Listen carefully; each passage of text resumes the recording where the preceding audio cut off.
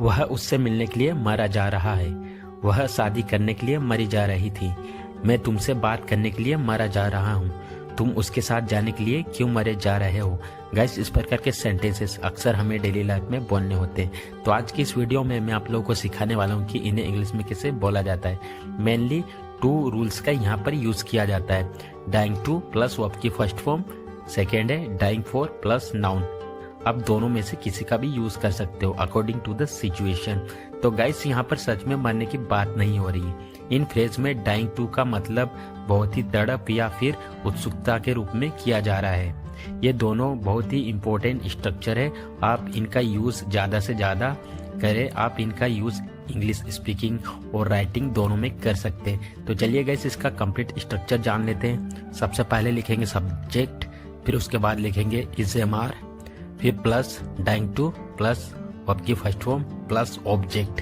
अगर आपका sentence past में है तो वाज और वर का यूज करेंगे। सिंगुलर है तो वाज का यूज करेंगे, प्लूरल है तो वर का।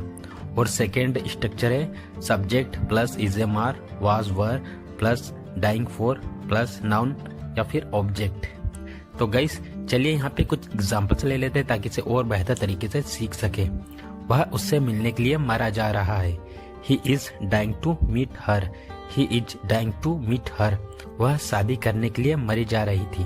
She was dying to get married. She was dying to get married. मैं तुमसे बात करने के लिए मरा जा रहा हूँ। I'm dying to talk to you. I'm dying to talk to you. तुम उसके साथ जाने के लिए क्यों मरे जा रहे हो। Why are you dying to go with her? Why are you dying to go with her? मुझे पता है तुम बहुत थके हुए हो और सोने के लिए मरे जा रहे हो। I know you are so tired and dying to sleep. I know you are so tired and dying to sleep. वह उसके लिए मरी जा रही है। She is dying for him. She is dying for him.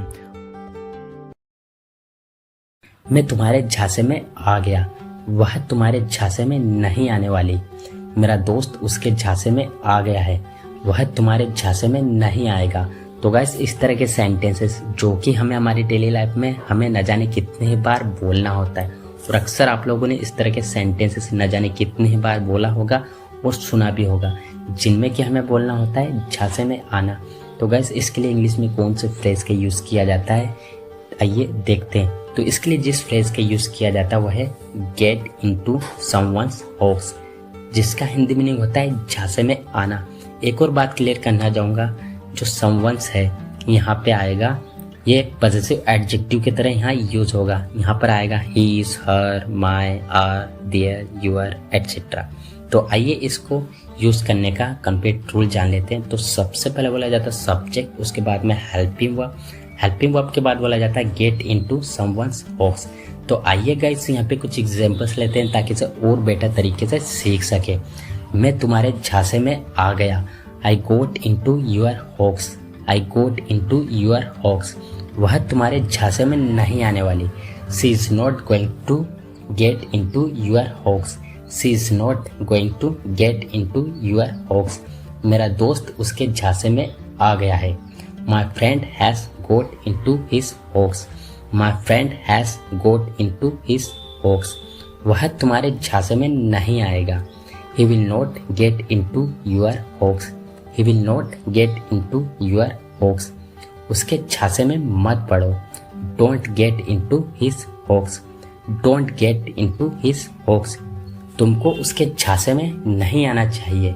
You should not get into his house. You should not get into his house. मैं उसके झांसे में नहीं आने वाला। I'm not going to get into his house.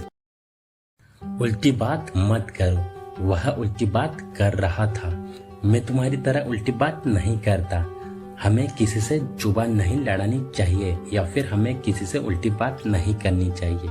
तो guys, इस तरह के सेंटेंसेस जो कि हमें हमारी डेली लाइफ में हमें बहुत बार बोलना होता है, जिनमें कि हमें बोलना होता है उल्टी बात करना या फिर जुबान लड़ाना। तो गाइस, इस तरह के सेंटेंसेस को इंग्लिश में कैसे बोला जाता है, कौन से फ्रेज का यूज किया जाता है, आइए देखते हैं। तो गाइस, इसके लिए जो वर्ड है वो है टॉक बैक, जिसका हिंदी मीनिंग होता है जुबान लड़ाना या फिर उल्टी बात करना। तो आइए इसको यूज करने का कंप्लीट रूल जान लेते हैं। तो सबसे पहले बोला जाता है सब्जेक्ट, उसके बाद में हेल्पिंग वर्ब, हेल्पिंग वर्ब के बाद बोला जाता है टॉक बैक, उसके बाद में अदर वर्ड अगर है तो। एक और बात यहाँ पे क्लियर करना चाहूंगा गाइस, यहाँ पे जो आप टॉक देख रहे हैं वो एज अ मेन वर्ब है, वो मेन वर्ब की तरह काम करेगा। जैसा हमारा टेंस होगा वैसे ही उसकी फॉर्म चेंज होती जाएगी। तो आइए यहाँ पे कुछ एग्जाम्पल्स लेते हैं ताकि इसे और बेटर तरीके से सीख सके। उल्टी बात मत करो या फिर जुबान मत लड़ाओ।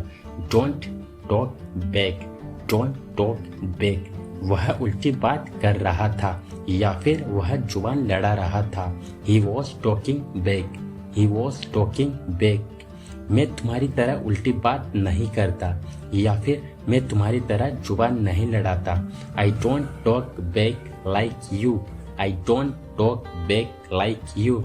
हमें किसी से जुबान नहीं लड़ानी चाहिए या फिर हमें किसी से उल्टी बात नहीं करनी चाहिए। We should not talk back to anyone, we should not talk back to anyone. वो दोनों उल्टी बात किया करते थे। Both of them used to talk back, both of them used to talk back. वह उल्टी बात करने लगी या फिर वह जुबान लड़ाने लगी। She started talking back, she started talking back. मेहनत करो, कहीं ऐसा ना हो कि तुम फेल हो जाओ। उस लड़की से बात मत करो, कहीं ऐसा ना हो कि उसका भाई तुम्हें पीट दे। मेरे बारे में मत सोचो, कहीं ऐसा ना हो कि तुम्हें प्यार हो जाए। वहां मत बैठो, कहीं ऐसा ना हो कि तुम गिर जाओ। तो गाइस इस तरह के सेंटेंसेस जो कि हमें हमारी डेली लाइफ में बहुत बार इनका यूज करना होता है। तो आज मैं आप लोगों के लिए लाया हूँ न्यू स्ट्रक्चर जो कि स्पोकन इंग्लिश में बहुत इसका यूज किया जाता है। तो आइए देखते हैं। तो सबसे पहले बोला जाता है कंप्लीट सेंटेंस, जो कि किसी भी टेंस में हो सकता है या आपके ऊपर डिपेंड करता है कि आपको बोलना क्या है। फिर उसके बाद बोला जाता है लेस्ट, फिर उसके बाद में सब्जेक्ट, सब्जेक्ट के बाद में शुड, शुड के बाद में वर्ब की फर्स्ट फॉर्म या फिर ऑब्जेक्ट अगर है तो।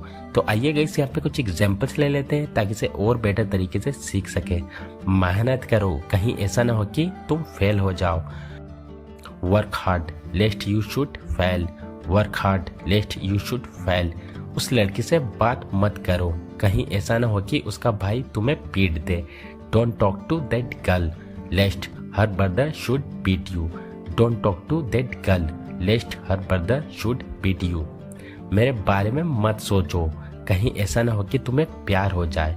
Don't think about me लेस्ट you should fall in love, don't think about me लेस्ट you should fall in love. वहां मत बैठो, कहीं ऐसा ना हो कि तुम गिर जाओ।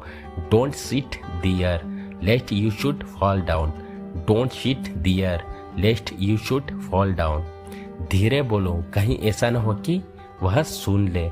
Speak slowly lest he should hear, speak slowly lest he should hear. उस लड़की को प्रपोज कर दो, कहीं ऐसा ना हो कि उसे और कोई प्रपोज कर दे। Propose that girl lest someone else should propose her, propose that girl lest someone else should propose her. धीरे दौड़ो, कहीं ऐसा ना हो कि तुम गिर जाओ। Run slowly लेस्ट you should fall down, run slowly लेस्ट you should fall down. तो गाइस आज के लिए बस इतना ही। अगर आपको वीडियो अच्छा लगा है, अगर आप हमारे चैनल पर पहली बार आओ तो चैनल को लाइक और सब्सक्राइब करना ना भूलें। मिलते हैं एक ऐसी शानदार वीडियो में। Till then take care.